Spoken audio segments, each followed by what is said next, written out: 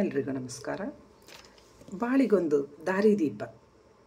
ಇಲ್ಲಿ ಇವತ್ತು ಕೂಡ ಕೆಲವೊಂದು ವಿಚಾರಗಳನ್ನು ನಾವು ವಿಶ್ಲೇಷಣೆ ಮಾಡ್ತಾ ಹೋಗೋಣ. ಈ ಪ್ರಪಂಚದಲ್ಲಿ ನಮಗೆ ಬೆಲೆ ಇರೋದು ನಂಬಿಕೆ, ವಿಶ್ವಾಸ, ಪ್ರೀತಿಯ ಮೇಲೆ. ಅವನಿಗೆ ಎಷ್ಟೇ ದೊಡ್ಡ ವ್ಯಕ್ತಿ ಆದರೂ ಕೂಡ ಕೊಟ್ಟ ಮಾತು ಇಟ್ಟ ನಂಬಿಕೆ ಸುಳ್ಳಾದರೆ ಆತನಿಗಿರೋ ಬೆಲೆ ಶೂನ್ಯನೇ. ಹಣ ಇರ್ಬೋದು, ಆಸ್ತಿ ಇರ್ಬೋದು, ಏನೇನು ಅಧಿಕಾರ ಇರ್ಬೋದು, ಆದರೆ ನಂಬಿಕೆ ವಿಶ್ವಾಸವನ್ನು ಕಳ್ಕೊಂಡಂಥ ವ್ಯಕ್ತಿ ಪ್ರಪಂಚದಲ್ಲಿ ಅಷ್ಟು ಬೆಲೆಯನ್ನು ಉಳಿಸ್ಕೊಳ್ಳಿಕ್ಕೆ ಸಾಧ್ಯ ಇಲ್ಲ. ಅದರಿಂದ ಅದನ್ನು ಉಳಿಸ್ಕೊಳ್ಳೋ ಕಡೆ ನಾವು ಪ್ರಯತ್ನವನ್ನು ಪಡ್ತಾ ಹೋಗೋಣ. ನಂಬಿದರೆ ಪ್ರಾಣ ಕೊಡ್ತೀನಿ ಅಂತಾರೆ ಕೆಲವರು. ಕೇಳ್ತಾ ಇರ್ತೀರ ನೀವು ನಿಮ್ಮ ಸುತ್ತಮುತ್ತ. ಪ್ರಾಣ ಕೊಡೋ ಅವಶ್ಯಕತೆ ಯಾಕೆ ಬೇಕಿಲ್ಲಿ? ಪ್ರಾಣ ಇರೋವರೆಗೂ ನಂಬಿಕೆ ದ್ರೋಹ ಮಾಡದೇ ಇದ್ದರೆ ಸಾಕಲ್ವ? ಆ ನಂಬಿಕೆಯನ್ನು ಉಳಿಸ್ಕೊಂಡು ವಿಶ್ವಾಸಕ್ಕಾಗಿ ಬದುಕಿದರೆ ಸಾಕಲ್ವ? ಹಾಗೆಯೇ ಕೋಪ ಒಳ್ಳೆಯದಲ್ಲ, ಅದು ಕ್ಷಣಿಕ, ಅದು ಸಂಬಂಧಗಳನ್ನು ಹಾಳು ಮಾಡುತ್ತೆ. ಆದರೆ ಮೌನ ಸಂಬಂಧಗಳಿಗಾಗಿ ಎಲ್ಲವನ್ನು ಸಹಿಸಿಕೊಂಡಿರುತ್ತೆ. ಅದರಿಂದ ದುಡುಕಿ ನಾವು ಮಾತಾಡಿ ಸಂಬಂಧವನ್ನು ಕಳ್ಕೊಳ್ಳೋದು ಬೇಡ. ಸಂಬಂಧ ದೊಡ್ಡದು ಕಣ್ರಿ. ಸಂಬಂಧ ಅನ್ನೋದು ನೀವು ಬೇರೆಲ್ಲವನ್ನು ಸಂಪಾದನೆ ಮಾಡಿದಾಗ ಸಂಬಂಧಕ್ಕಾಗಿ ಕೈ ಚಾಚಿದರೆ ಅಲ್ಲಿ ಸಂಬಂಧ ಇರಲ್ಲ. ಅದು ಬೇಕು ಅನಿಸುತ್ತೆ.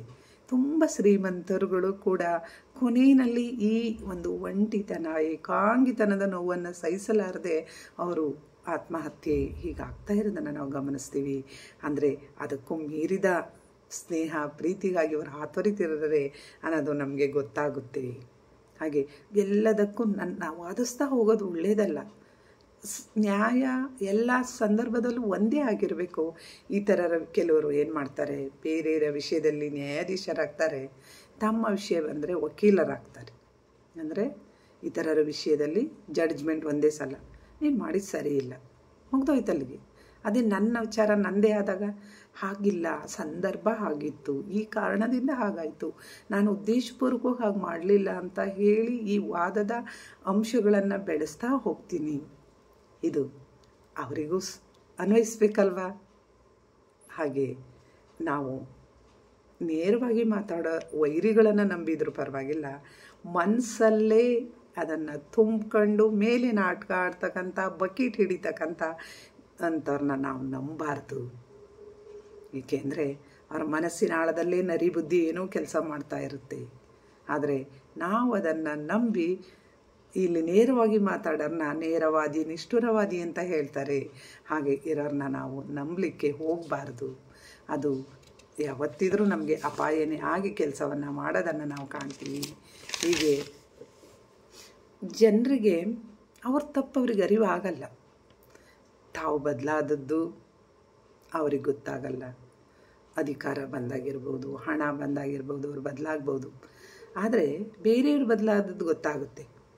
ಆದರೆ ಯಾವ ಮಾತಿಂದ ಅವ್ರು ಬದಲಾದರು ಅನ್ನೋದು ಮಾತ್ರ ತಿಳಿಯಲ್ಲ. ಯಾವ ವ್ಯಕ್ತಿ ಕೂಡ ಸಂಬಂಧವನ್ನು ಸುಮ್ಮನೆ ಕಳ್ಕೊಳ್ಳಲ್ಲ.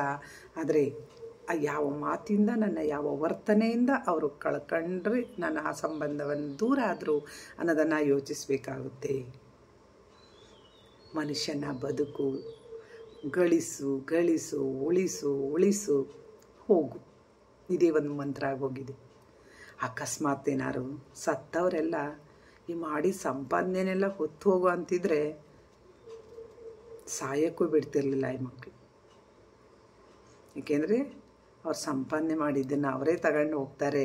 ಇಲ್ಲೇ ಇದ್ದರೆ ನಮಗಾಗುತ್ತೆ ಅಂತ ಮಕ್ಕಳು ಅದನ್ನು ಇಲ್ಲೇ ಇಡ್ತಾ ಇದ್ರೇನು. ಅದರಿಂದ ಹಣ, ಸಂಪತ್ತು, ಪ್ರೀತಿ ಯಾವುದರ ಮೇಲೆ ಹೆಚ್ಚಿರುತ್ತೆ ಅನ್ನೋದನ್ನು ನಾವಿಲ್ಲಿ ಗಮನಿಸಬೇಕಾಗುತ್ತೆ. ಹಾಗೆಯೇ ನಮಗೆ ಪ್ರತಿ ಕ್ಷಣ ನಮ್ಮನ್ನು ನಾವು ತಿದ್ಕೋತಾ ಹೋಗಬೇಕು. ನಾನು ಮಾಡಿ ಸರಿನಾ ತಪ್ಪ ಅಂತ ಹೇಳಿ ಬದಲಾವಣೆ, ವಿಶ್ಲೇಷಣೆ, ವಿಮರ್ಶೆ ನಮ್ಮನ್ನು ನಾವು ಹೆಚ್ಚು ಮಾಡ್ಕೊಳ್ತಾ ಹೋಗಬೇಕು. ಇನ್ನೊಬ್ಬರಿಂದ ಬುದ್ಧಿ ಹೇಳಿಸ್ಕೊಳ್ಳೋಷ್ಟು ನಾವು ಯಾವತ್ತೂ ದಾರಿ ತಪ್ಪಬಾರ್ದು.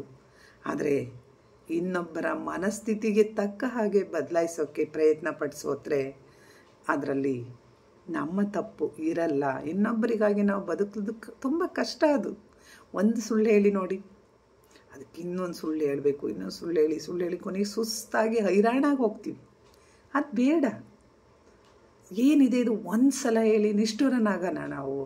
ಹಾಗೆ ಬದುಕಿದಾಗ ನಮ್ಮ ಬದುಕು ಖಂಡಿತ ಇದಾಗಲಿಕ್ಕೆ ಸಾಧ್ಯ. ಇವೆಲ್ಲವನ್ನ ನಮ್ಮ ಜೀವನದಲ್ಲಿ ಅಳವಡಿಸ್ಕೊತಾ, ಇವೆಲ್ಲ ಚಿಕ್ಕ ಚಿಕ್ಕ ವಿಷಯಗಳು, ಆದರೆ ಅಳವಡಿಸ್ತಾ ಹೋದಂತೆ ನಾವು ಪರಿಪೂರ್ಣ ವ್ಯಕ್ತಿಗಳಾಗ್ತೀವಿ. ಧನ್ಯವಾದಗಳು.